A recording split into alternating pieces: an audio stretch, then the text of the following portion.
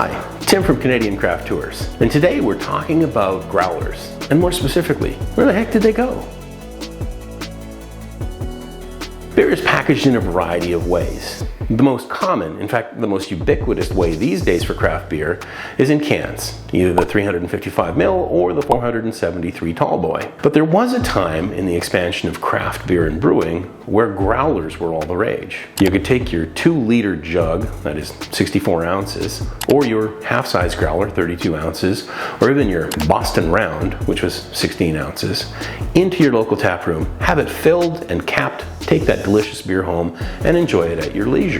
What happened though is a series of evolutions in how we viewed beer and packaging. Number one, growlers seem initially like a really good environmental alternative. You reuse the packaging and you keep it, and you know, that's good for the environment, right? Not as right as you might think. The glass for growlers is often made in countries that use fossil fuels to melt the silica to make the glass. In some cases, really dirty fossil fuels. So the carbon footprint of the initial glass is pretty high. Secondly, at the end of a growler's life, glass just doesn't get recycled. It's possible, and in fact glass insulation for houses is made out of melted down glass bottles. However, there are only a couple of facilities in the whole world that do that, recycle glass into insulation. Otherwise, glass is actually just crushed and put in a landfill with all of the rest of the garbage. That's not great carbon footprinting. The other thing that happened to growlers, aside from the awareness of their environmental impact, was canning. Now previously, in order to have a canning line in your brewery, you had to have enormous volumes. Canning lines were multi-million-dollar machines that required engineers, laborers, technicians, a lot of setup, and a lot of infrastructure to run properly.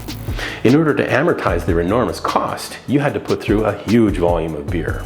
But as craft brewing really caught on and took hold, and there were more and more craft breweries of a decent size, the people who manufacture canning lines looked at this business opportunity and said, if we can make a smaller volume canning line at a reasonable price, we can sell it to these folks.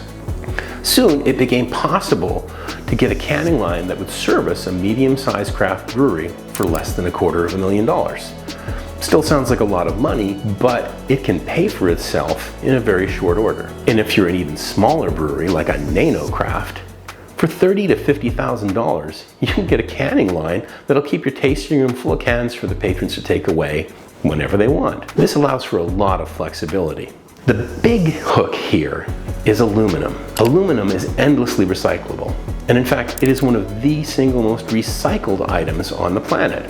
And the energy savings are great when you do that. So aluminum is a good choice for the environment, it's a flexible choice in packaging, and it's easy to access these days. So the day of the growler has kind of passed, unless you're like me and have sort of a pile of them in the garage gathering dust.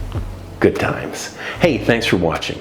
And if you enjoyed this video, be sure to click on the big can of beer here, like and subscribe. Ding that little bell for us. Thanks.